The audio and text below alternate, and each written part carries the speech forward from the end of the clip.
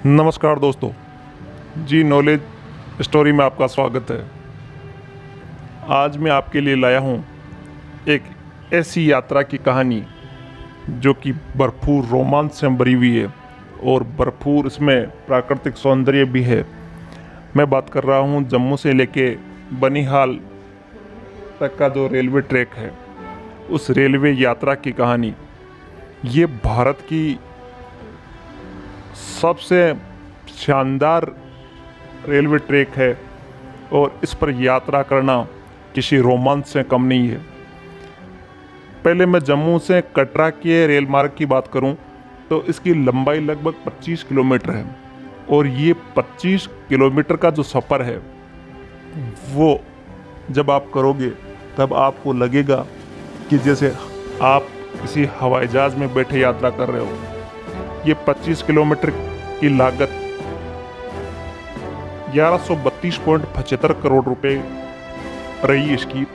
इसका पहले उद्घाटन 2005 में होना था, लेकिन बाद में धीरे धीरे इस पर और ज़्यादा समय लगा और 2009 में इसकी शुरुआत हो पाई।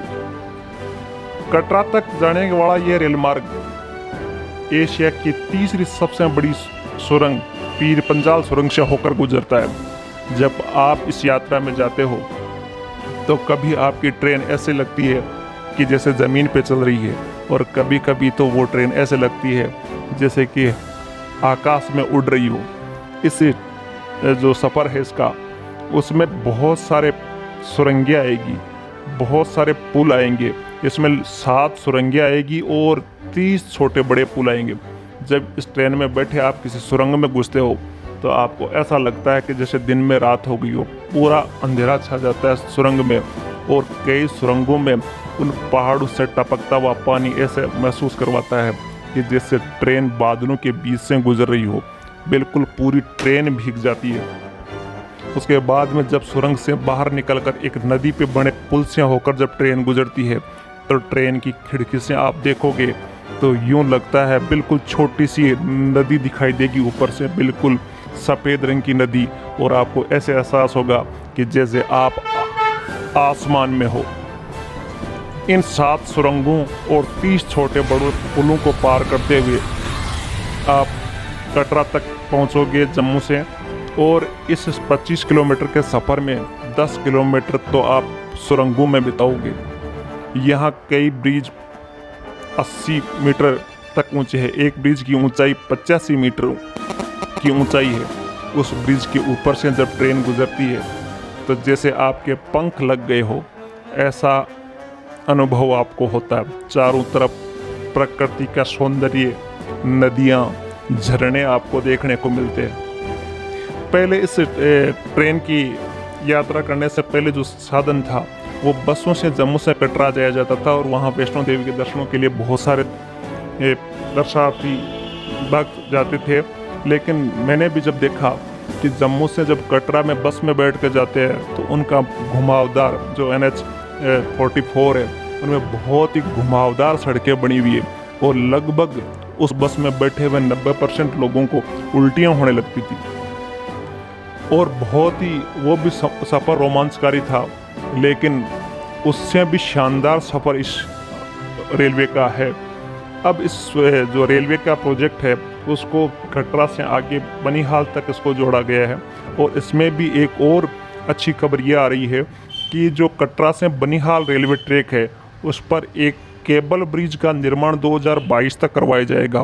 वो भी देखने में एक इंजीनियरिंग का अद्भुत नमूना होगा। 473.25 मीटर होगी और ये चिनाब नदी पर बनेगा। ये केबल ब्रिज जो होगा वो काफ़ी शानदार बन रहा है। 331 मीटर इस ब्रिज की ऊंचाई होगी। इस पर जो खंभा लगा हुआ है उसकी 331 मीटर की ऊंचाई होगी, जो कि कुतुब मीनार से भी 4 गुना ऊंचा होगा। और इस पर जो इंजीनियरिंग का नमूना है वो इस बात को ध्यान में रख के बनाया गया है कि किसी भी भयंकर तूफान में भी ये जो केबल ब्रिज होगा वो बिल्कुल नहीं हिलेगा। तो 437.25 मीटर लंबा ये जो ब्रिज बनेगा और 331 मीटर ऊंचे एक खंबे पे इन केबलों को लगाया जाएगा, तो उस पे भी यात्रा करना बहुत ही शानदार और दर्शनीय होगा। सभी भक्तों से और जो पर्यटक है उनसे मेरा अनुरोध है कि एक बार आपने भारत दर्शन किया है तो उसमें कम से कम इस रेलवे यात्रा का सफ़र ज़रूर उठाए। आपको एक अद्भुत शांति और एक अद्भुत खुशी का एहसास होगा। बहुत ही रोमांचकारी यात्रा, देखने काबिल, शानदार, बहुत ही बढ़िया यात्रा रहेगी। आशा है आप एक बार ज़रूर जाओगे और आपको हमारी ये कहानी पसंद आई होगी। धन्यवाद।